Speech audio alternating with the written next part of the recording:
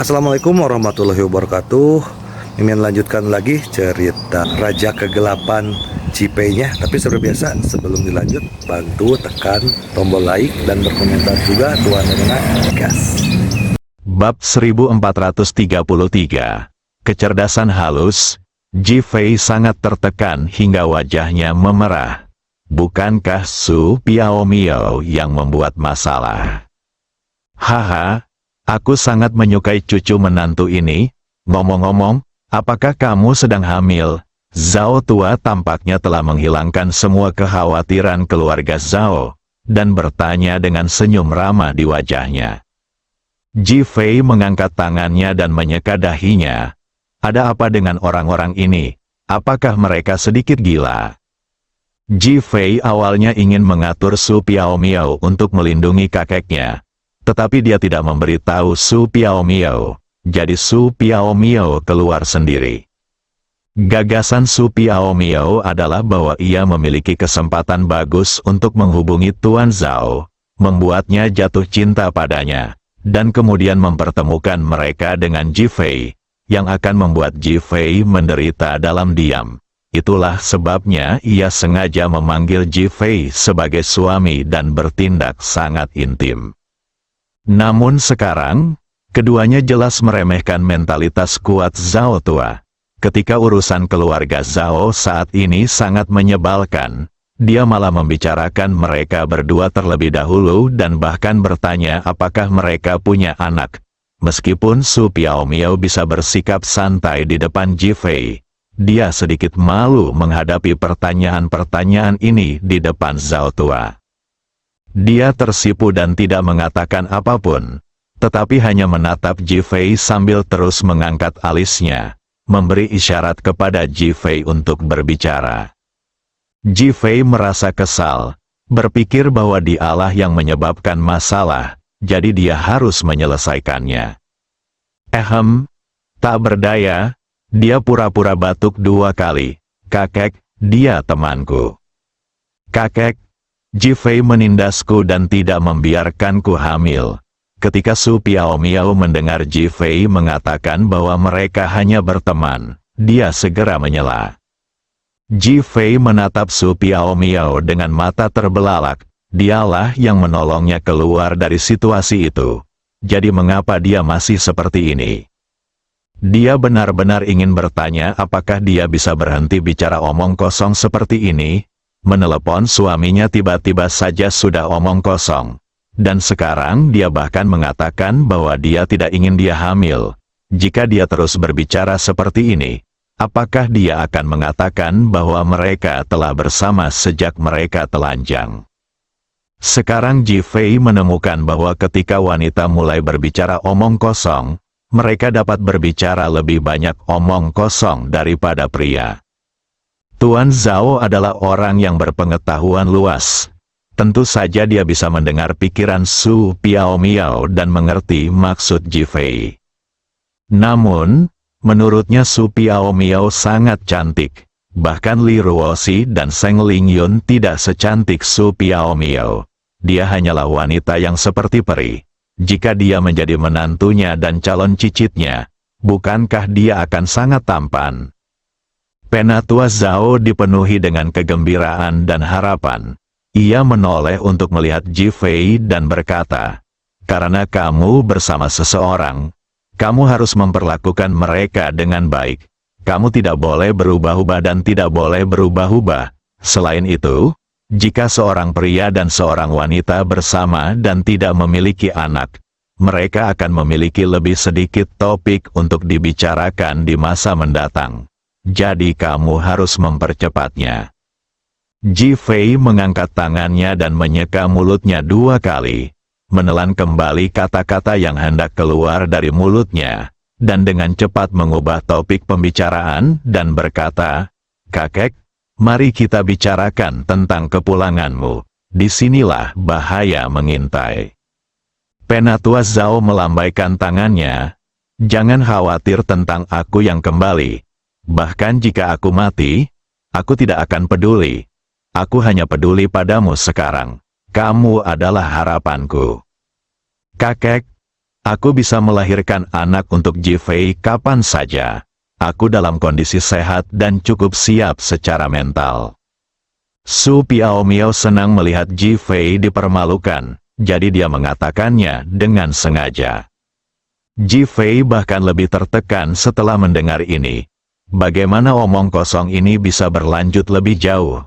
Namun, dia hanya bisa berkata kepada Tuan Zhao, "Kakek, Anda tidak mengerti urusan kami. Anak muda." Kenapa aku tidak mengerti? Bukankah aku juga pria yang romantis saat masih muda? Lagi pula, aku tidak hanya punya satu wanita. Tidakkah aku tahu bagaimana rasanya punya banyak wanita? Kau seharusnya bahagia sekarang.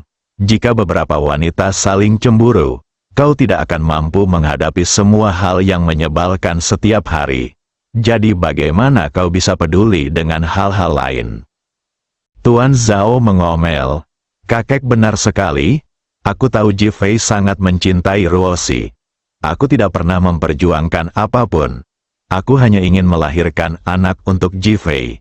Tapi dia menindasku tanpa alasan dan tidak membiarkanku melahirkan anak. Dia bahkan. Suara Su Piaomiao tiba-tiba tercekat, merasa sangat sedih. "Bahkan apa?" tanya Tuan Zhao dengan marah. "Terakhir kali kita pergi ke rumah Sun Sengshu untuk menyelidikinya, Jifei menindasku di bawah tempat tidur Sun Sengshu. Kau tidak tahu betapa terhinanya aku. Aku tidak ingin hidup lagi." Setelah Su Piaomiao selesai berbicara, dia mengangkat tangannya untuk menutupi wajahnya, berpura-pura terlalu malu untuk melihat siapapun. Jifei, dia hampir muntah darah. Apa yang terjadi hari itu adalah perbuatan Su Piaomiao kepadaku. Kan, aku menyentuh semua yang seharusnya dan tidak seharusnya aku sentuh. Tetapi gadis ini menyentuhku. Sekarang, sepertinya aku menindasnya. Apakah ini yang dilakukan babi? Dia benar-benar pandai menyalahkan orang lain. Lagi pula, jam berapa sekarang?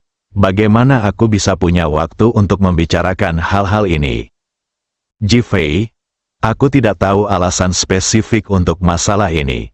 Tetapi aku ingin memberitahumu bahwa kamu harus menikahi Su Piaomiao. Dan kamu harus hamil sesegera mungkin dan melahirkan lebih banyak anak untuk keluarga Zhao kita.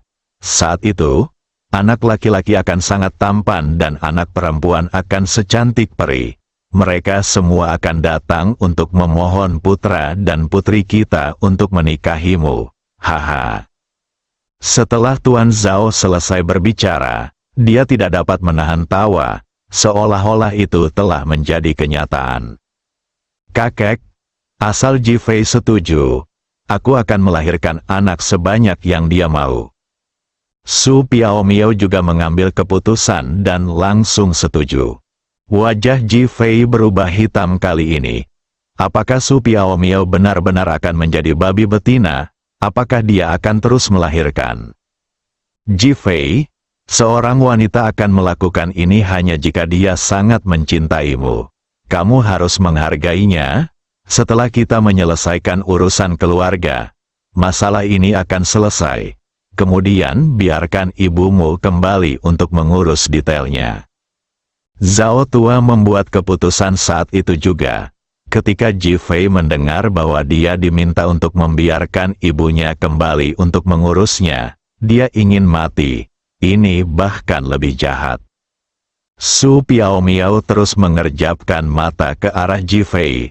Wajahnya penuh dengan kegembiraan dan kegembiraan. Meskipun tidak semua ini bisa menjadi kenyataan, dia senang melihat Jifei dipermalukan seperti ini. Siapa yang membuat Jifei tidak bersamanya secara nyata? Dia perempuan. Dia ungkapkan perasaannya terus terang. Bahkan dia berinisiatif menyentuhku. Mau apa lagi?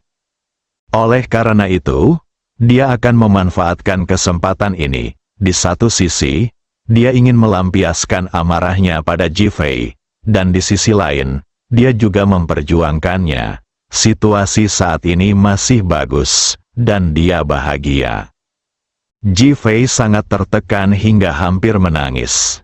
Dia sekarang melihat dengan jelas bahwa orang yang paling berbahaya adalah Su Piaomiao. Wanita ini ingin menangkapnya, dan akan sulit baginya untuk lepas dari cengkeramannya. Hal ini membuatnya semakin bertekad untuk menjauh dari Su Piaomiao. Saat itu, ponsel Jifei berdering. Melihat Qin Jie yang menelepon, dia langsung menjawab panggilan itu. "Tuan, Zhao Mengxing dan keluarga Zhao datang lagi, mengatakan bahwa Zhao tua yang baru saja dibawa pergi itu palsu."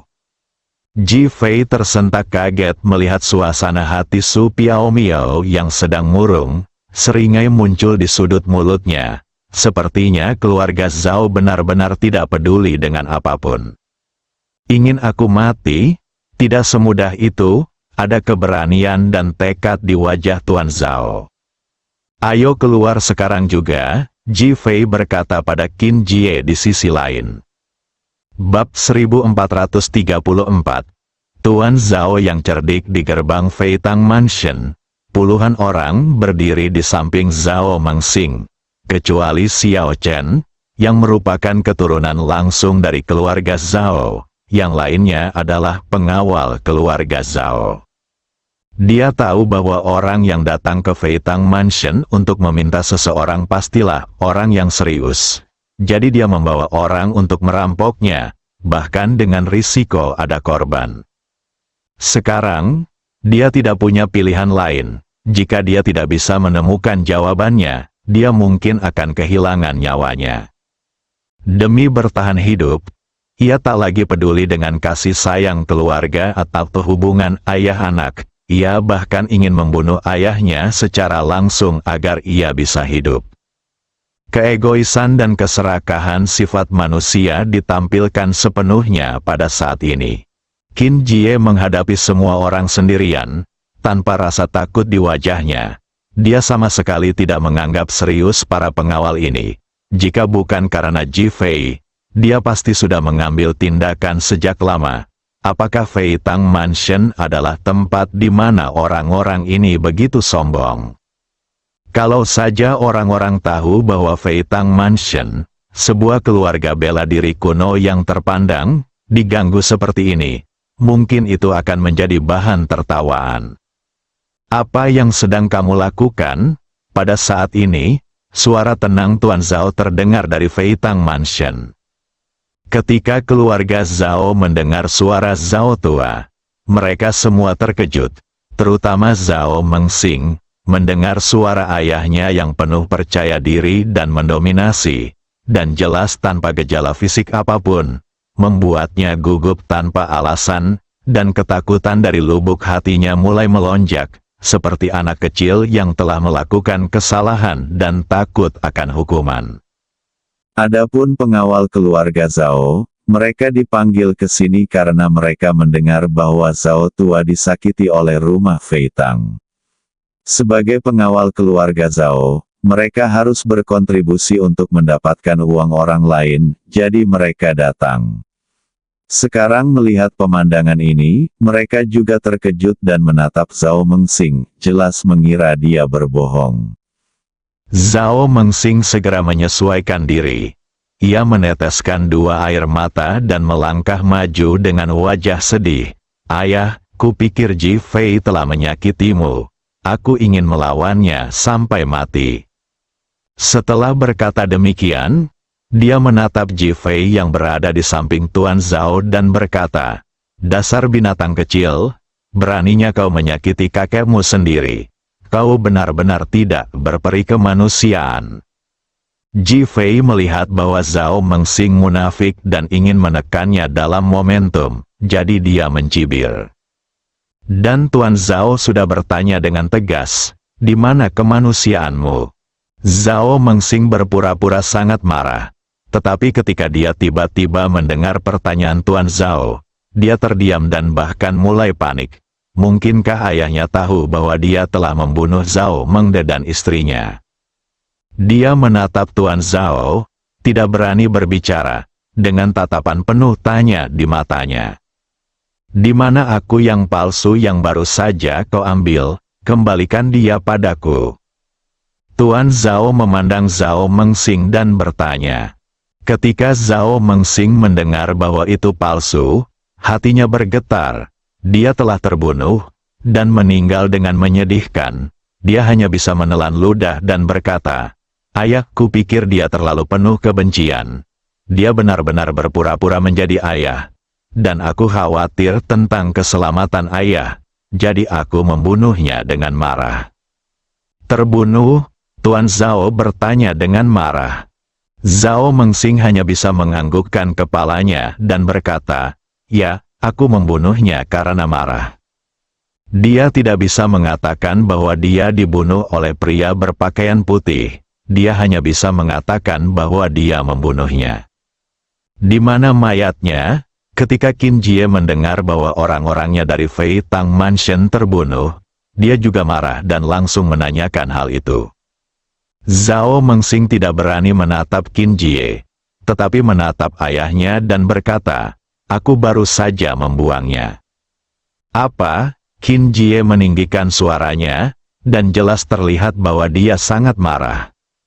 Bahkan Zhao Tua merasakan denyutan di hatinya, dan bahkan dipenuhi dengan kemarahan. Ini agak terlalu kejam dan agak terlalu brutal. Berpikir bahwa dia mati untuk menyelamatkan dirinya sendiri, dia dipenuhi dengan rasa malu. Pada saat ini, dia telah sepenuhnya melihat Zhao Mengsing dan bahkan lebih yakin bahwa Zhao Mengde dibunuh oleh Zhao Mengsing.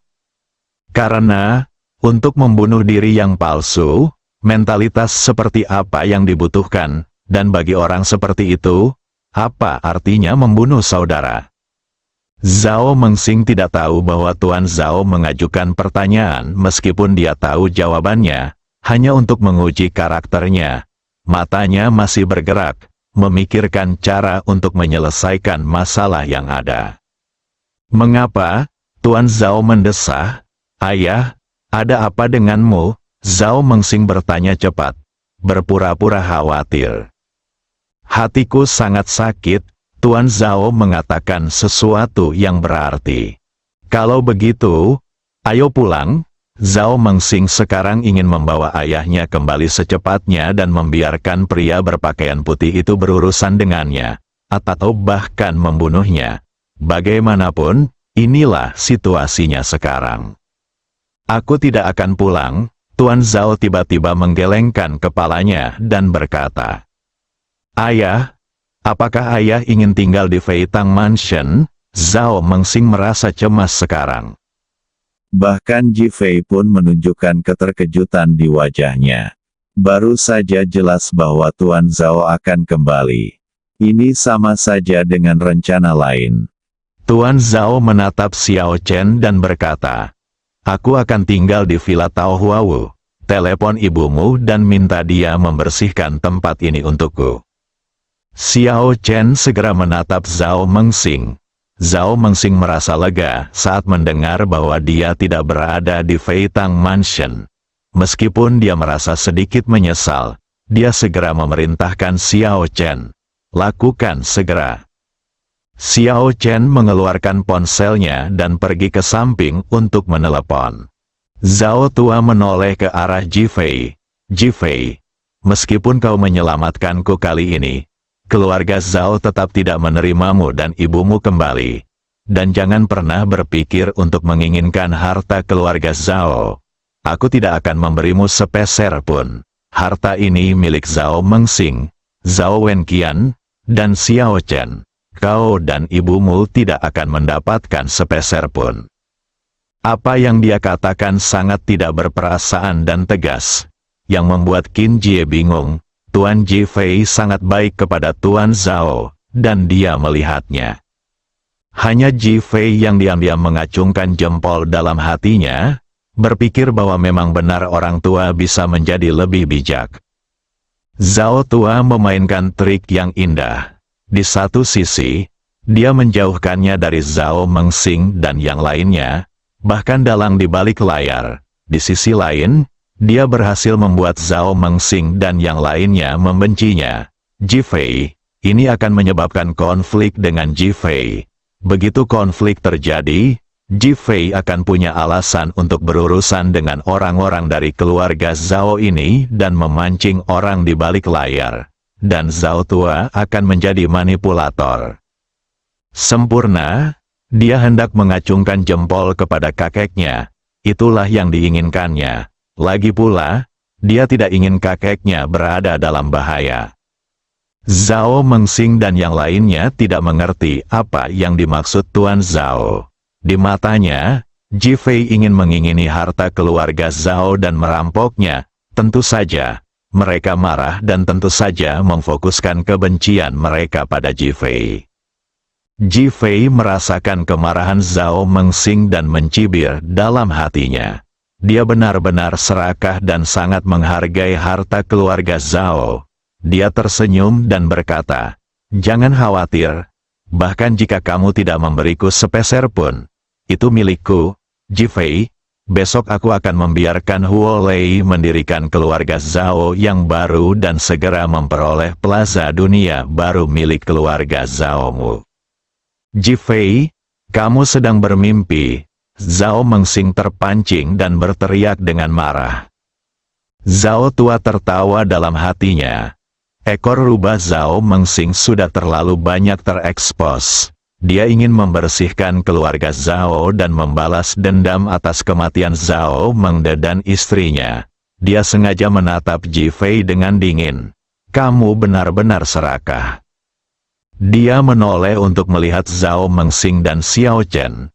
"Kalian harus memperjuangkan reputasi keluarga Zhao kita. Kalau tidak aku akan mati dengan penyesalan." Dia hanya menyatukan kebencian antara Ji Fei dan Zhao Mengxing, lalu berjalan menuju mobil dengan marah.